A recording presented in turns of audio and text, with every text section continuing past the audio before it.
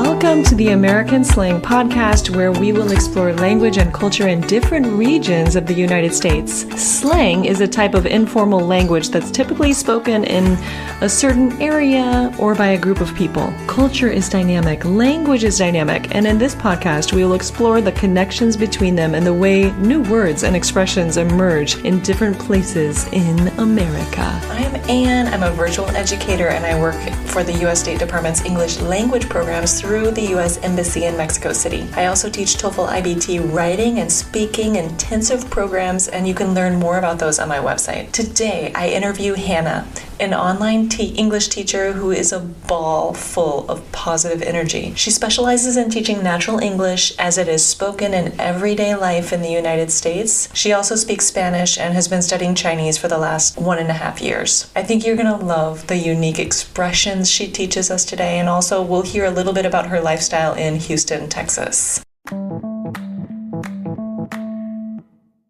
Okay, well, I want to get started by just saying thank you for being on the podcast. And also, I know that you are an online language teacher. You work with students all over the world. And I know that you're sort of really passionate about teaching English that is spoken, that's heard on the streets, natural English that's not found in a textbook. So that's kind of like what your vibe is, right? And that's why I love having you on this podcast, because you are kind of a slang expert. Because a lot of people that are living in the US, I would say, like, so what's kind of slang terms do you use in slang, right? And they have no idea because they don't notice it. But I know that you kind of notice it. Oh, yeah. Since you teach it and you're a language teacher. So, yeah. So thanks for joining me. Why don't you just tell us kind of, a little bit about tell us where you're from in the US and just a little bit about your context and a little bit about you, Absolutely. Yes. So I've been a city girl my whole life. I'm in Houston, Texas. I've been living here my whole entire life. And I did not realize how special this place was until I would travel outside of Houston. I don't travel that often, but there's just a lot of diversity here, right? And it really blew my mind when I went to this small town in Georgia called Blairsville. And this town is majority, we'll say retirees, right? People who are retired and who are white. So I was looking around. I was the only, I'm white, but like I am in Houston and I see everyone different colors, everyone different styles and different tastes in style, music, cultures. And I hear different languages very frequently, languages I don't even know, right? Every day. And I thought that was normal until I actually saw what it was like outside of my own city. I love that. So you can probably go to you can eat Vietnamese food one day, then you can go and eat like Indian food and explore different neighborhoods in Houston. And how about like the lifestyle there? Can you tell me some of the things you could do, like if you visited Houston, in terms of, or I guess your daily lifestyle? Like, do you go to yoga, or do you go and do activities or hobbies around the city? Yeah, there's many options of like things that you can do, like pastimes. Yeah. I work a lot and I'm in university right now. So my time is very, very limited. But before I was teaching back in middle school, I would go to hip hop class. And cool. Yeah. At this dance studio, I would learn hip hop, but I also learned many other styles like ballet, jazz, musical theater, stretch and tone, which is very similar to yoga. Yeah. So, and right next to that dance studio was a yoga place. And before that, I did track. Track is pretty popular here, which is running, right? So, but I did not I'm not a sports person, to be honest. Gotta say. But you can try anything. We have a boxing place. We have taekwondo. We have jujitsu. We have plenty of places, of course, like baseball, football, all of those classic American sports, full of those. And then the gym, I have a workout place that I can go, LA Fitness. Oh yeah. My dad was recently telling me he pays $10 a month to go to that gym. I was like, wow. I don't know if it's because, and I was like, is that because you're an older adult? And he said, no, it's like that for everyone. $10 a month. I was like, that's really cheap. Yes.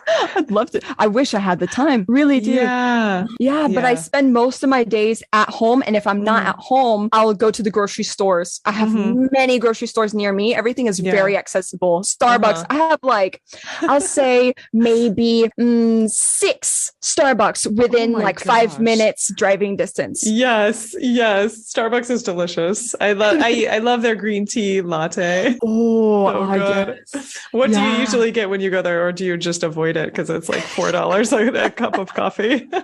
Yes. And until I remember I would go there like every once in a while, and then I would watch these videos about how much sugar is in a Frappuccino. I'm like, whoa, this is more of a dessert than a coffee. What is this? And then they have these financial videos about like, if you spend $4 on a coffee per day, then this is how much you spend per month. And then you calculate it per year. And then you're like, whoa. It adds up more than you can imagine. And I would see these girls, because girls are like the ones who love Starbucks. So at high school, you just see these girls sipping their Starbucks and they're like, yes. And I'm just like, man, you go there like all the time. How do you, who's paying for this? You or your parents?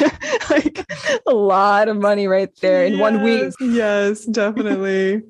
Yeah. So it sounds like a great city to live in. I know a girl from Spain who went to Texas as a teacher, and because they hire Spanish teachers, and she actually went to Dallas though, but she said the same thing. Like it's extremely diverse. She said she met people from all over the world, and she just fell in love with the diversity in the city, which is, I've never been to Texas, but she said there were so many things to do. It was amazing to meet people from all over, she said. Like you were saying, there were like engineers from India, and there were, people from all different countries, Yeah, definitely. For sure. Engineering is really like the hot thing here because Houston is known for oil and gas. Oh, so really? And so we have a lot of engineers here, for sure. Yeah, that's like our main. And so you decided not to go into the oil and gas industry because you fell in love with teaching. I was this close. So much more. Right? Honestly, I was almost on the verge of going into the engineering field, oddly enough, because they offered this engineering class in middle school for high school credit. And I was like, okay, get a high school credit. And then I actually liked engineering, but the second class was so boring. And I asked myself, do I really see myself sitting in a cubicle in front of an Excel spreadsheet every single day? And I just don't, because I'm way too expressive, creative, and engineering is very inside the box thinking, very 1 + 1 = 2, and no expressive creativity with that. And now you get to kind of like shine, your personality comes out, you meet people from around the world and sort of share the beauty of the English language with people from around the world. That's so cool that you kind of found your passion in teaching. Oh, yes. And money is the least of my concerns when I have such beautiful things like that coming to me. Yeah. It's priceless. Absolutely. Exactly. So today I want to talk about some slang words that we could hear let's say we travel to your city. What are some words we might hear if we venture there that could be kind of heard in the streets, or that we might, because I know a lot of people go to the US, or even Americans, they travel to different cities, and that's when they start noticing the slang, because those words may not be in their cities, or they might not hear them in other parts of the US. Yeah, we do have like special slang that has originated from here, or at least the state of Texas, and has spread so much. And it's really funny because a long time ago, I made a TikTok video. This was when I had TikTok. It was like a long time ago. You deleted TikTok. It was taking too much of your time. You were too. I was attracting an American audience. I was like, everyone speaks English here. Why am I doing this?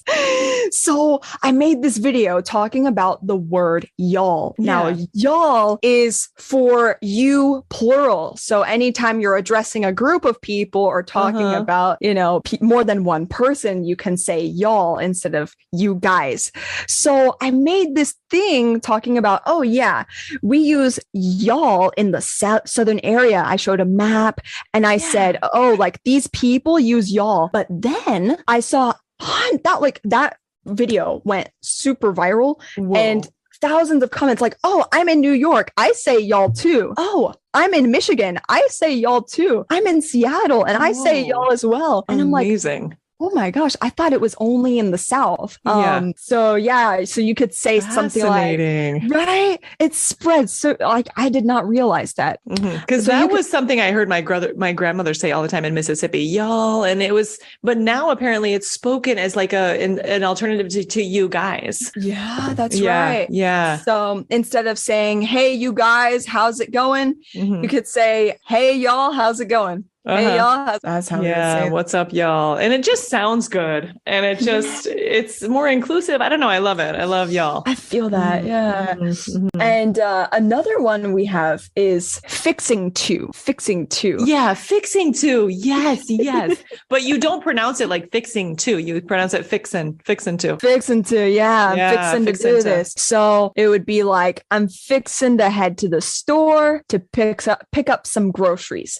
I'm fixing. So we're not actually fixing anything, but yeah, we are going somewhere, going to do something. This is like a future action. Yes, I absolutely love that slang word. Do you feel like you just grew up hearing that? Because my Southern relatives say that all the time. Like, I'm fixing to do this, fixing to do that. And when I went to the South for the first time, I heard that kind of language and I was like, whoa, fixing to what? It's Did true. You grow up saying it? I did, definitely, because my mom's Mexican. She's been living here for 30 something years. Wow. So she's been in here longer than she's been in Mexico. Oh, wow. And so are you like first generation? Yeah. Well, I'm actually adopted by her. Oh, I'm actually adopted by her. Yeah. Yes. So she she learned British English in school in Mexico. Oh my gosh. That's really shocking. Right. She came here. She was like, what is going on? I am so Yeah, the pronunciation is so different. She describes it as like bees in a beehive. Like, that's how she felt we were talking. Because here in Texas, we mix our words a lot more than I think most other states. It's kind of sing-songy English. Like, it sounds more like a song that's being sung, doesn't it? Yeah, it does. This accent, the Southern is, for sure. And so my mom got comfortable with how we speak here, and she uses fixing to. So I remember recently she was on the phone complaining about, the community, like to the HOA. It's a homeowners association for the listeners who don't know. She was complaining on the phone saying, I'm fixing to do something serious here. I'm fixing to do something serious. If you don't fix my problem, I'm fixing to do something. And I was like, yes, Mom, you got this. Yes. Anytime we say that we're about to do something, about to is another kind of slang phrase, something that you're going to do in a short period of time. Yeah. You could say, fixing to do this. I'm about to do this. Yeah. Well, and you could also, like, if you're in the kitchen or something, you could be like, I'm fixing to make pancakes, right? Like, I'm gonna go cook something in the kitchen, or I'm fixing like, hey, what you doing? Oh, I'm fixing to make some pancakes. Yeah, I'm fixing to make some. Do you think it's primarily Southern slang? Probably. I would think so. Because I didn't hear it in the Midwest very much, or in other parts of the U.S. as much. So that's a really fun one. And so maybe people who travel to Texas may not feel so comfortable using something like that at first, but then if they hear, they kind of know what it means. They're going to be like, oh, that's something you will not find in a textbook, right? Exactly. No, you will not, for sure. You're absolutely right. Because what you're saying, it's a word that's used for to fix something, like fix to maintenance, car maintenance or something. But then it's changed to meaning a future action. So really interesting. Exactly. I don't know how it came. That's the thing with slang. We don't know who invents it, how it comes out, and how it's related to fixing something. There's no correlation, but slang is very random like that. You just have to trust it. Exactly. And so tell me, I know that are you into cars, or I know cars, you have a slang car term. I think that this would be like a good segue into the car slang, but it doesn't have anything to do with cars, but it's still referring to a car part, right? Right. So in a car, there's something called the clutch. The clutch, which, how do I describe a clutch? It's I don't drive a manual. You drive an automatic car. Yeah. So I heard it's really hard to buy anything other than automatics now in the US. True. Yeah, because we have stick shifts in Europe. So it's like, okay, you have the brake in the middle and then the clutch is to the left. And then there's the accelerator to the right. The gas, like you would accelerate on the right and then the clutch is all the way far left. But on an automatic car, you only have two, right? Right. Correct. You just have like the brake and the accelerator. Or is it, would you call it am I using the right term? No. We say like pedal, we hit the gas. Yeah, the pedal, the gas pedal. Yeah. The gas pedal. Yeah. Okay. What am I calling this thing? You're right. I got you. We connect. Yes. Using different ways to express the idea. Yes. That's language. That's English for you. So it's this phrase, come in clutch. That's the phrase, come in clutch. Now, how does it correlate? There's no correlation really. So I'll just give some examples here to express the idea. Hopefully the listeners can figure out what it means. Let's see. So my first example is, I forgot my laptop charger at home, but my coworker came in clutch and lent me hers. Yeah. Right? It's kind of like saved me. Like someone helped me out. Somebody kind of solved my problem, or in the nick of time kind of really helped me out. In the nick of time. How about that? Another phrase for it. Yeah. So at the perfect moment, the problem was solved. Came in clutch. So you can say a person came in clutch. We usually refer to the person that saved. The person. Yeah, came in clutch. Do you remember the first time you heard it being used? Oh, my older brother uses it a lot. And so I feel like, I don't know, maybe when I was like going into my teenage years, he would use it a lot. And I was like, come in clutch. And then that's the thing with slang. You first hear it and it's like so confusing. You don't know, it's foreign to you, but then you hear it again and again, and maybe it comes up in a TV show, comes up in a movie. I'm like, oh, I get it now. So yeah, I would say it started coming up when I was like, maybe back in 2014. I don't know if that's when it was. It first started. It's been around for a while. It's not like a completely new slang word. Okay. Right. Yeah. Do you think it has anything to do with the car? Because when you use the clutch, like you're pressing it in, like, I don't know, in terms of the car vocabulary, the clutch is a necessary part of the car. I guess it. Okay. That could have some correlation. Yeah. Some correlation. I don't know. Perhaps. So basically it's like I'm in a really tight situation. It's a stressful, something bad is happening to me. Maybe let's imagine my tire is flat and I have to pull over on the side of the road. Somebody would help me out and they would come in clutch and I would be like, you came in clutch.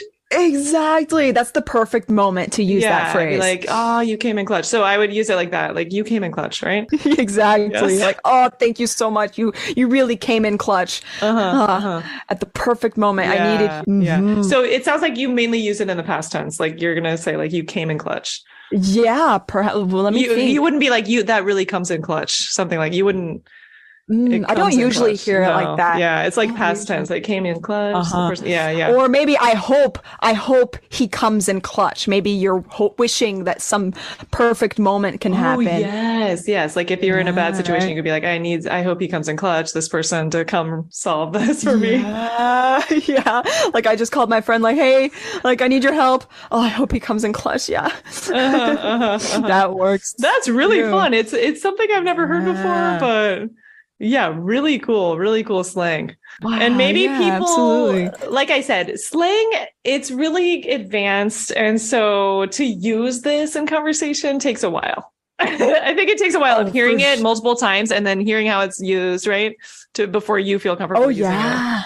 But if you know what it means, that's just huge. If you understand the meaning, it helps you. Yeah, it does take time and it takes repetition because from the first try, it's very easy to misunderstand slang. It's like, what? What is that? What does that mean? So I'll flat out ask, what do you mean by that? Yeah. What do you mean by tight? Tight. Like, we're tight. Like if I heard someone say, for example, my friends and I are so tight. Tight. Tight as in like you can't move? Or what does that mean? So that's a new slang. Well, not new. That's pretty old, but it's another slang that we use if we are describing a really close relationship. Yes. Close relationship. I love that one. And it's like we're so tight, we're so close. And it just says, sometimes what I like about slang sometimes is like it says so much by saying so little. You know, true. Like instead of like making this long phrase about how close we are and what close friends we are, you can just be like, we're tight. We're tight. Exactly. And that says it all. Yeah, it says it all. Yeah, I like it. Cool. You could say like, oh, hey, do you know Emily? Oh, yeah, we're tight. We're tight. Do you feel like slang is something that's worth kind of like learning about? Or do you feel like it's just kind of a waste to learn about slang? A waste of time? I feel that if a person's goal is to build a closer relationship, a friendly relationship with an American, slang is like the key to unlock that door. Yeah. Because it makes the conversation more friendly. Yeah. It adds some comedy into it. It's relatable. And it's more kind of funny. You could make someone laugh, maybe. Yes. That's right. I feel that. I do feel that. It just breaks the ice quicker. Yeah, that's true. And slang is kind of one of those things where it's just fun. It's just really fun. Like it's playful, it's creative, it makes speaking kind of, It is. It's like a secret language behind the English language. It's like, get to know some secret things. This is interesting. I didn't think about. What are you thinking of? I'm going to ask Chat GPT to help me out. Oh yeah, like what's a good slang?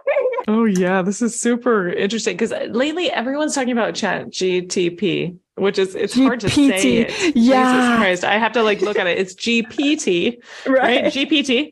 Yeah, that's easier to say than GTP. GPT. GPT. Everyone's talking about it today, and I watched a YouTube video about Chat GPT on like can this create a cool story, or do humans still write better stories? And the YouTube video, the guy hosted this literature, kind of like this PhD in literature and literary analysis, and he said Chat GPT is never going to be able to mimic the suffering and like the personal experiences that we have felt that we can express through literature. So like it's going to be missing that. It's going to be missing those personal details or something like that, which makes sense, Yeah, it's true. But it's true. Today, I was just like using it, just playing around, like, write me a story about this, or, because I teach some students in Mexico. So I was like, write me a quick folk tale using like a Mexican folk tale with 200 words or something like that for my students. And it wrote me a cool little tale. It does. It's like you're using it. It sounds like you're using it for your classes. You're using it for ideas. You're using it just to brainstorm, right? Right. Yeah. It's amazing. I purchased the $20 premium version. You did? What does that get you? So like, I use ChatGPT, like I ask probably like 100 questions every single day. I use it so often. Oh my God. And before they released the premium subscription, I would always run into the situation of, we're at capacity. At capacity, you can't use it.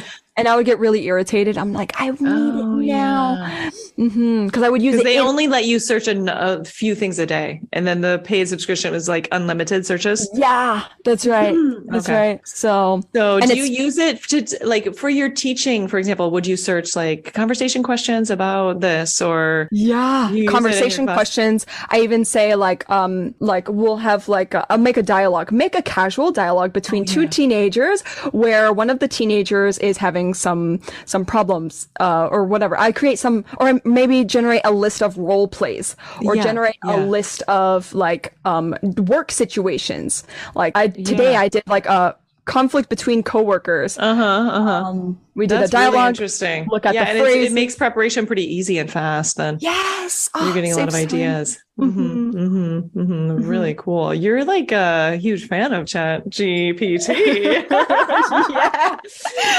I see that. Yeah, you've made some videos about it and stuff, right? Yeah, I did because I'm just so fascinated by it. It's a hot topic. It's a really hot topic. It's everywhere. It is. And look, I just made this podcast ending. I said, make a podcast ending using some of these slang. Y'all, Fixin 2.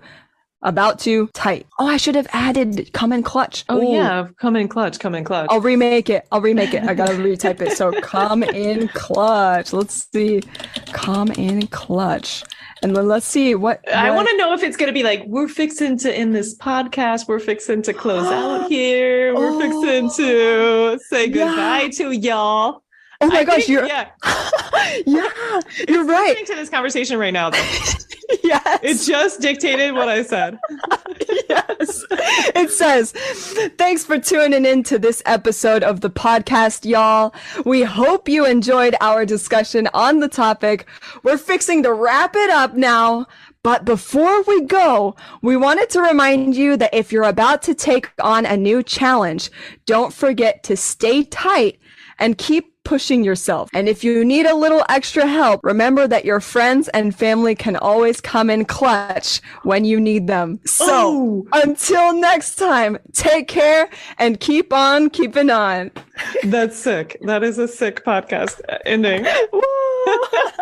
The only thing is that like the use of tight was kind of off. Yeah, it didn't really use it accurately. That's the thing. I do it with guidance. I guide my students like, oh, I didn't use this one accurately. Let's talk about that. So, but I love it. It was really, it's a fun way to end, just kind of bringing all the words together. And also it came up with wrap it up, which is like this idea of wrapping up a gift or wrapping up, closing out, which is kind of another slang word, another kind of colloquial way of saying close it up. End it up, right? Well, I see your camera is like slowly.